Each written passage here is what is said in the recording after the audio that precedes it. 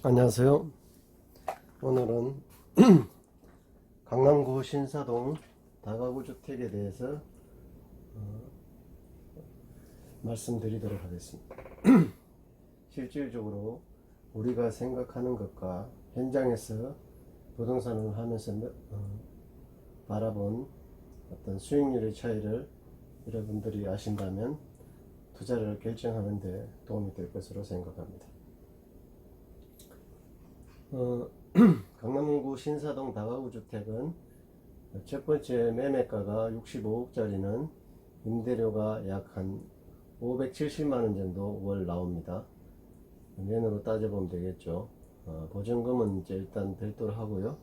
이게 40% 대출을 했을 때 약 자기 돈은 39억 있어야 되고 대출로 25억이 대출을 받게 됩니다. 그러면 3.5%로 받았다고 했을 때 1년 대출 이자가 8,750만원, 12달로 나눠보면 월 대출 이자는 729만원입니다. 그럼 실질적으로 임대료 들어오는 것과 대출 이자를 보면 대출 이자가 더 크죠. 한마디로 손해가 난다는 것이죠. 이걸 자기 돈을 가지고 있지 않고 대출로 한다면 분명히 임대료에서 수익이 생기는 게 아니라 손실이 생기게 되는 케이스입니다. 물론 이 경우는 오래된 낡은 주택이라서 가치에 비해서 상당히 월세가 떨어져 있는 경우고요. 이런 경우도 있다는 걸 말씀드리고 싶어서 이야기를 합니다. 두 번째 경우는 매매가 55억짜리인데 약 임대료가 임대료는 아니고 보증금이 17억 받고 전세로만 받고 있습니다. 이 건물은. 근데 40% 대출을 했을 때 자기 돈은 33억 있어야 되고 대출은 22억을 받게 됩니다. 그러면 3.5% 했을 때 연 이자는 7,700만원, 월 이자로 계산하면 641만원입니다.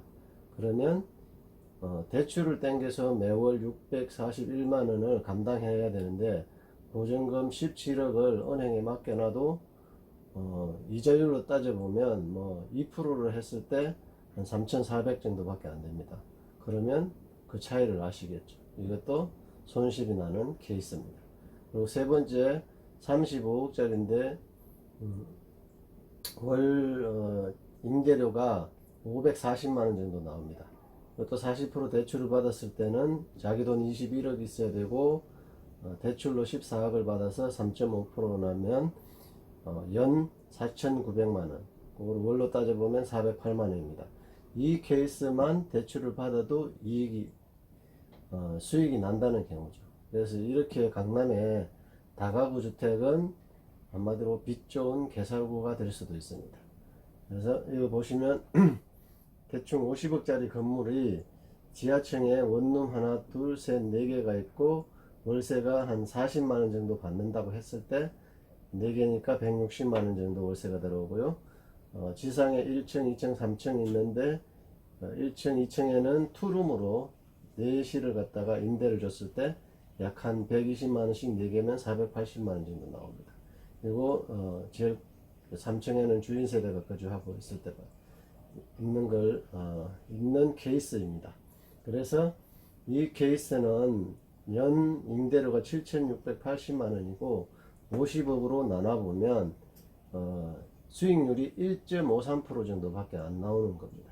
그래서 대략적으로 강남의 다가구 주택의 수익률은 1.5%에서 한 3% 정도의 수익률이 나온다고 볼 수가 있습니다. 자, 이런 케이스를 잘 보시고요. 투자를 결정하시기를 바라고. 짜잔, 다시 돌아왔습니다. 반갑습니다. 그래서 아까 보셨죠? 강남의 다가구 주택의 수익률이 어떤지요. 최소한 수익률이라면 위에서 6% 정도 수익이 생겨야 적어도 손해보지는 않습니다. 왜냐하면 1.5에서 3%라면 잘못하면 손실이 생기게 될 가능성이 있어요. 공실이 생긴단 말이죠. 그래서 조심해야 되고요. 투자를 잘 하셔야 되겠습니다. 근데 왜 강남에 사는지 지금부터 볼까요? 학군. 건물 가격은 이대로라 하더라도 매월 수익이 2배가 되지 않는다면 투자의 의미가 없어지는 겁니다. 아까 그 건물이 1.5에서 3%가 수익률이 한 3%에서 6% 정도 나온다면 또 투자를 할 수가 있겠죠. 근데 지금 이대로라면 투자의 의미가 없어지는 거예요. 근데 과연 여러분이 강남의 부동산을 낙관할 수 있을까요? 신사동은 신사중학교, 현대고등학교 등 학군이 좋기 때문에 여기에 꼬마 빌딩을 사서 이사하고 싶다. 그러면 할 수 없습니다. 이사 오시면 되고요. 하지만 월세도 많이 받고 향후 건물의 가격이 상승해서 투자 가치가 올라가는 그런 일이 생긴다면 투자 가치가 생기게 되겠죠. 그런데 아이러니하게 현금을 가진 자산가들이 많은가 봅니다.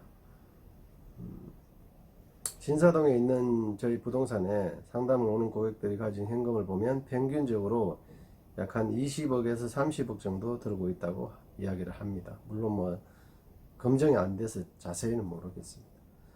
그래서 그런 건물들을 1층, 2층, 3층으로 된 건물이 지금 2종 일반 주거지역 약 건폐율 60에 용적률 200%라고 했을 때 이 건물을 재건축해서 6층으로 만들면 어떨까요? 그러면 총 280평, 300평이라고 하면 건축비 500에서 550, 500만원 따지고 15억 정도 들어간다고 보면 됩니다. 이 정도 투자해서 수익을 옮겨서 좋은 건물로 만든다면 그래도 또 향후에 가격 상승이 있을 수 있습니다. 당연히 가격 상승이 있겠죠. 재건축을 했기 때문에. 그래서 대부분 이곳에 투자하는 분들이 50, 60대 정도인데 나중에 소득이 없어지는 시점이 올 겁니다. 이때 현금 흐름에 상당히 문제를 겪을 수 있습니다. 무리하게 레버리지를 일으켜서 많은 대출을 떠안고 있다면 또는 건물에 공실이 생긴다든지 임대료가 떨어진다든지 하는 일이 생기면 심각한 문제에 봉착하게 됩니다. 물론 지금까지 강남구 신사동 가로수길 주변의 꼬마 빌딩들은 경매 시장에도 거의 나온 적이 없어요.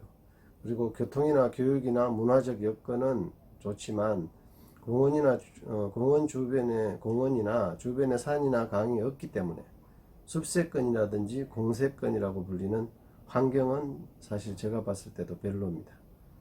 물론 나는 현금 많이 들고 있고 임대수익 크게 필요치 않아 남들이 사고 싶어하는 브랜드 지역을 좋아한다라고 하는 사람들은 굳이 이야기를 하고 싶지는 않습니다.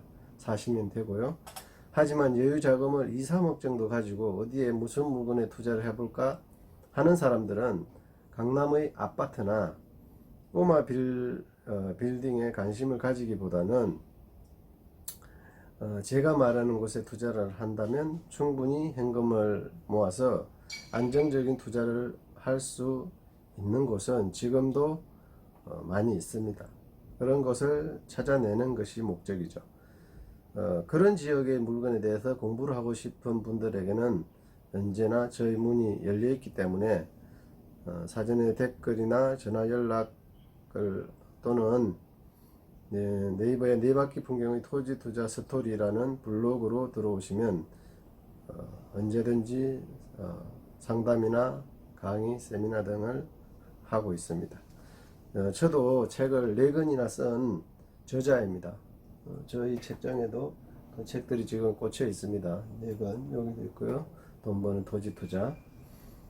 그래서 이론적인 지식이나 그런 거는 충분합니다. 물론 현장 경험도 많이 가지고 있고요. 또 오랜 기간 부동산을 해서 실패의 경험과 성공의 경험을 가지고 있습니다. 여러분들에게 그 노하우를 알려드릴 테니까 왜 그런지 이유를 알고 투자를 하시기를 부탁드리겠습니다. 자, 오늘은 219 부동산 TV의 219였습니다. 내용이 좋았다면 좋아요, 구독 신청 많이 눌러주시기를 부탁드리겠습니다. 다음에도 좋은 내용으로 찾아뵙도록 하겠습니다. 감사합니다.